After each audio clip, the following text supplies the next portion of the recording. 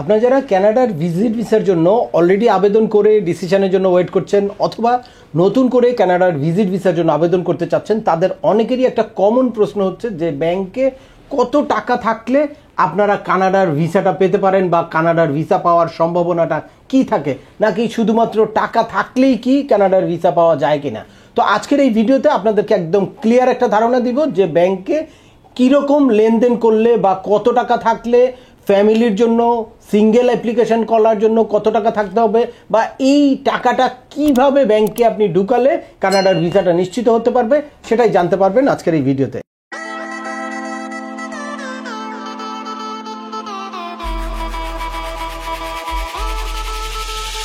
Welcome back, আপনাদের সাথে আছে আমি সিএম আমিনুল বাহার। আমাদের এই চ্যানেলে কানাডার ভিজিট, পড়াশোনা, ওয়ার্ক পারমিট এবং মাইগ্রেশন সংক্রান্ত বেশ কিছু আপডেটেড ইনফরমেশন আছে। আপনারা যারা যেই টপিক্সে ইন্টারেস্টেড দয়া করে ওই রিলেটেড সকল ভিডিওগুলো দেখবেন। এরপর ছোটোখাটো প্রশ্ন থাকলে ভিডিওর নিচে কমেন্টস করবেন। আর তারপরেও একান্ত কোনো ব্যক্তিগত পরামর্শ বা আমাদের কোনো সার্ভিস নিতে চাইলে ডিসক্রিপশনে থাকা হোয়াটসঅ্যাপ নম্বরে অ্যাপয়েন্টমেন্ট বুক করে সরাসরি যোগাযোগ করতে পারেন। অ্যাট দ্য সেম টাইম আমাদেরকে ইমেল করতে পারেন এবং আমাদের ফেসবুক পেজটি ফলো করে সবসময় আমাদের সাথে যুক্ত থাকতে পারেন। এ নিয়ে চলে আসি আজকের মূল আলোচনায়। আপনারা অনেকেই বিভিন্ন সময় কমেন্টস করেন বা অনেকে অ্যাপয়েন্টমেন্ট নিয়ে আমার সাথে দেখা করে তারপর জানতে চায় যে ব্যাংকে কত টাকা থাকলে কানাডা আমাকে ভিসা দিবে, বা কানাডার ভিসার জন্য আমি ব্যাংকে কিভাবে টাকাটা দেখাবো। একবারে শুধু ভিসার আগে টাকা জমা দিলেই কি কানাডা ভিসা দিবে? তো এটার জন্য আপনাদের কনসেপ্টটা আমি আজকে ক্লিয়ার করে দিব, যেটা একদম প্রাইভেট কনসালটেশনে আমি এতদিন দিয়েছি। তো এই জিনিসটা কানাডার ভিজিট ভিসার জন্য অনেক গুরুত্বপূর্ণ একটা কোশ্চেন, বা এটা আপনি সিক্রেটও বলতে পারেন। এই সিক্রেটটা যদি আপনার জানা থাকে তাহলে খুব সহজেই আপনারা কিন্তু কানাডার ভিসাটা নিশ্চিত করতে পারবেন। তো আমি সবসময় প্রাইভেট কনসালটেশন নিয়ে আসলে ইন পার্সন কনসালটেশন যারা নেয় শুধুমাত্র তাদেরকেই এই সিক্রেটটা জানাই, কিন্তু আজকে আমার সকল ভিউয়ারদের জন্য এই জিনিসটা ক্লিয়ার ধারণা দিয়ে দিব। আপনারা একদম ক্লিয়ার বুঝতে পারবেন যে কিভাবে আপনারা ব্যাংকের ট্রানজ্যাকশন করলে বা কত টাকা রাখলে, কিভাবে টাকা রাখলে আপনারা কানাডার ভিসাটা নিশ্চিত করতে পারেন। এক্ষেত্রে প্রথমেই আপনাদের মাথায় রাখতে হবে যে কানাডার মতো ফার্স্ট ওয়ার্ল্ডের কান্ট্রির ভিসা নেওয়ার জন্য অবশ্যই আপনার নিজেকে ফিনান্সিয়ালি সলভেন্ট এটা কিন্তু প্রুভ করতে হবে যে আপনি ফিনান্সিয়ালি সলভেন্ট। তো এখন এই আপনি যে ফিনান্সিয়ালি সলভেন্ট এটা কিভাবে প্রুভ করবেন, কত টাকা দেখালে আপনাকে সলভেন্ট মনে করবে কানাডা। তো এখনকার পার্সপেক্টিভে আমি বলি যে আপনি আগে ক্যালকুলেট করবেন কানাডা ভিজিট করতে গেলে আপনার কত টাকা খরচ হবে। লাইক আপনি যদি 10 দিনের জন্য কানাডা ভিজিট করেন সিঙ্গেলি, তাহলে আপনার একটা ক্যালকুলেশন আনবেন যে আপনার এয়ার টিকিট কত টাকা লাগবে। ধরেন মিনিমাম 1.5 লাখ টাকা এয়ার টিকিট লাগবে, যেটা এটা যদি আপনি মানে সময় নিয়েও তারপর ট্যুর করেন। তো এই এয়ার টিকিটের কস্টটা, এরপর 10 দিনের অ্যাকোমোডেশনের কস্ট কীরকম আসে দেখা যায়। কানাডায় যদি মিনিমাম আপনি 10 দিন একটা ভালো হোটেলে থাকতে চান, সেক্ষেত্রে আপনার 2-2.5 লাখ টাকা খরচ হয়ে যাবে। তো 2.5 লাখ টাকা, এটা হচ্ছে একদম সিঙ্গেল পার্সনের কথা বলছি। এখানে 2.5 লাখ, আর টিকিটে যদি আপনার 1.5 লাখ টাকা যায় তাহলে কত হয়? 3-4 লাখ টাকা। এরপরে আরও 3 লাখ টাকা ধরবেন আপনি যে আপনার আদার্স কস্ট, আপনি কিছু শপিং করতে পারেন, বা আপনি ওখানে ট্রান্সপোর্টেশন, ইন্টারনাল ট্রান্সপোর্টেশন কিছু কস্ট আছে, আপনার ফুডিং কস্ট আছে। তাহলে এই সব মিলিয়ে 7 লাখ টাকা আপনার সিঙ্গেল ঘোরার জন্য কানাডাতে খরচ হচ্ছে 10 দিনের জন্য অ্যাপ্রক্সিমেটলি। তো এখন আপনার মানে লাইফস্টাইলের কারণে কিছু কম বেশি হতে পারে, সেটা আলাদা, কিন্তু ধরে নেন স্ট্যান্ডার্ড হচ্ছে 7 লাখ টাকা।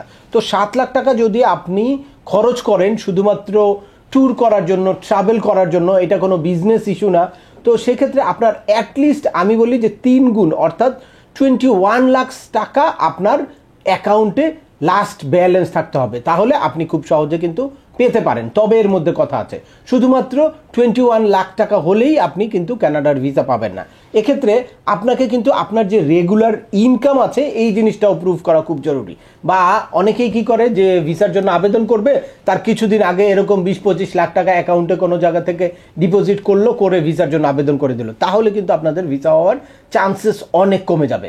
যদি আপনি এটা গ্র্যাজুয়ালি ডেভেলপ করতে পারেন তাহলে আপনাদের ভিসার চান্স অনেক বেশি থাকবে। কারণ গ্র্যাজুয়ালি ডেভেলপ করলে ভিসা অফিসার বুঝবে যে হ্যাঁ আপনার রেগুলার একটা ইনকাম আছে এবং ফাইনালি আপনি একটা সলভেন্সি আছে, ফাইনালি লাস্ট একটা ভালো ব্যালেন্স আছে। তো এই গ্র্যাজুয়ালি কিভাবে ডেভেলপ করবেন, আপনি ধরেন অ্যাসেট ভ্যালুয়েশন বা এফিডেভিটের মধ্যে অবশ্যই আপনার মান্থলি ইনকাম কীরকম সেটা আপনি তুলে ধরবেন, বা আপনার কাভার লেটারের মধ্যে এসওপির মধ্যে আপনার মান্থলি ইনকাম কীরকম সেটা কিন্তু তুলে ধরতে হবে। তো সেক্ষেত্রে যদি আপনার 3 লাখ টাকা মান্থলি ইনকাম থাকে, তাহলে আপনার কি করতে হবে যে প্রতি মাসে 3 লাখ টাকা আপনার অ্যাকাউন্টে ঢুকতেছে সামহাউ, এই জিনিসটা প্রুফ করতে হবে। আপনার বিজনেস থেকে যদি টাকা আসে, আপনার হাউস রেন্ট থেকে যদি টাকা আসে, আপনার যদি স্যালারি থেকে টাকা আসে, যেই জায়গা থেকে টাকা আসে, ওই টাকাটা যদি ওই আপনার বিজনেস অ্যাকাউন্ট থাকে তাহলে বিজনেস অ্যাকাউন্ট থেকে ট্রান্সফার দিবেন। আপনি যদি জব করেন তাহলে কোম্পানির অ্যাকাউন্ট থেকে সরাসরি ট্রান্সফার দিলে ভালো হয়। আর যদি একান্ত ক্যাশে আপনি স্যালারিটা নিয়ে থাকেন তাহলে আপনার অবশ্যই একটা পে স্লিপ দিতে হবে। আর পে স্লিপের সাথে যেই দিন পে স্লিপটা পেলেন সেই দিনের ডেটেই আপনাকে কিন্তু ওই ফিগারটা আপনার পার্সোনাল ব্যাংকে হিট করাতে হবে। তাহলেই বুঝবে যে হ্যাঁ আপনার মানে জবটা আসলেই করেন এবং জবের স্যালারিটা ব্যাংকে ঢুকছে। এর বাইরে আপনি যদি হাউস প্রপার্টির কোনো ইনকাম দেখান তাহলে সেই হাউস প্রপার্টির যেই ইনকামটা, ধরেন 3টা বাসা ভাড়া পান আপনি 1 লাখ টাকা, এটা কোনোটা 50,000 টাকা হতে পারে, কোনোটা 30,000 টাকা হতে পারে, কোনোটা 20,000 টাকা হতে পারে। তো এই 3টা ফিগার 3বারে যদি আপনি ব্যাংকে ঢুকান তাহলে তারা কিন্তু বুঝে নেবে যে হ্যাঁ আপনার ওই বাসা ভাড়া থেকে এই ইনকামটা আছে। এটার কিন্তু সাপোর্টিং হিসেবে আপনার ওই হাউস রেন্টাল এগ্রিমেন্ট দিতে হবে, বা আপনার যে হাউস প্রপার্টিটা আছে সেটার প্রপার্টির সকল ডকুমেন্ট কিন্তু আপনাকে অবশ্যই দিতে হবে। তো একটার সাথে আরেকটা যখন ম্যাচ করবে, আপনি ওইদিকে সব প্রপার্টির ডকুমেন্ট দিলেন, রেন্টাল ডিড দিলেন, আর এই টাকাটা ব্যাংকে ঢুকলো না, তাহলে কিন্তু তারা ক্লিয়ার ধারণা পেল না। এই টাকাটা যদি আপনার ব্যাংকে ঢুকে তাহলে বুঝবে যে হ্যাঁ আপনার হাউস রেন্ট থেকে এই টাকাটা ইনকাম আছে। এখন টোটাল 3 লাখ টাকা আপনার ঢুকলো, আপনার ফ্যামিলি এক্সপেন্স আছে, ফ্যামিলি এক্সপেন্স হিসেবে কিছু টাকা যদি আপনি না বের করেন তাহলে বুঝবে যে তার ইনকাম এইটা আছে, সে চলে কিভাবে, বা তার যে এক্সপেন্স আছে সেই এক্সপেন্সটা কিভাবে। এক্সপেন্সের মাধ্যমেও কিন্তু আপনার লাইফ স্টাইলটা তারা বুঝবে। দ্যাটস ওয়াই আপনি একটা স্ট্যান্ডার্ড অ্যামাউন্ট প্রতি মাসে কিন্তু ব্যাংক থেকে আবার বের করতে হবে। তো এইটা আমি ধরি যে 1 লাখ টাকা আপনি ফ্যামিলি এক্সপেন্স হিসেবে গ্র্যাজুয়ালি ব্যবহার করবেন, বের করে নিয়ে আসবেন। এর মধ্যে ওই যেই 3 লাখ টাকা আপনার স্যালারি হোক, বিজনেস হোক, ওই টাকাটা 1 থেকে 10 তারিখের মধ্যে ঢুকবে, আর সারা মাসে আপনি 1 লাখ টাকা ছোট ছোট অ্যামাউন্টে বের করে নিয়ে আসবেন। এরপরে ফাইনালি প্রতি মাসেই দেখা যাবে যে অ্যাভারেজে 2 লাখ টাকা আপনার সেভ হচ্ছে। এইভাবে 6 মাসে 6 দুগুণে 12 লাখ টাকা, আর ধরেন আপনি 21 লাখ 22 লাখ টাকা করলে আগে 9-10 লাখ টাকার একটা ব্যালেন্স আপনার 6 মাসের যেই স্টেটমেন্টটা রেডি করবেন এর আগে থেকেই আপনার একটা হ্যান্ডসাম অ্যামাউন্ট থাকতে হবে। তাহলে বুঝবে যে এর আগে থেকেও আপনার একটা রেগুলার ইনকাম ছিল, তখন মানে প্রুফটা খুব ইজিলি হয়ে যায়। আর এভাবে যদি আপনার ব্যাংকে টাকা থাকে তাহলে সেইটাই আপনার ফাইন্যান্সিয়াল সলভেন্সি হিসেবে প্রুভ হবে এবং রেগুলার ইনকাম হিসেবে প্রুভ হবে। আর রেগুলার ইনকাম আর ফাইন্যান্সিয়াল সলভেন্সি যদি আপনি প্রুভ করতে পারেন তাহলে আপনার ভিসা কিন্তু অনেকটাই নিশ্চিত হয়ে যায়। আদার্স ডকুমেন্ট তো অবশ্যই দিতে হবে, প্রপারলি সাবমিশনটাও করতে হবে, আপনার একটা ট্রাভেল প্ল্যান, আপনার সঠিক একটা হোটেল বুকিং, তারপরে আপনার কাভার লেটারে কী কারণে আপনি যাবেন, আপনার আদার্স ট্রাভেল হিস্ট্রি কিন্তু অবশ্যই থাকতে হবে। আপনি যদি ট্যুরিস্ট হিসাবে কানাডার মতো দেশে ভিজিট করতে পারেন, এই সব কিছুর কম্বিনেশনের সাথে ফাইন্যান্সিয়াল সলভেন্সিটা ভেরি ভেরি ভেরি ইম্পর্টেন্ট। আর এই ফাইন্যান্সিয়াল সলভেন্সি প্রুভ করতে পারলে, অর্থাৎ ব্যাংকে যদি সঠিকভাবে এই টাকাটা রাখতে পারেন তাহলে কিন্তু আপনার ভিসা অনেকটাই নিশ্চিত হয়।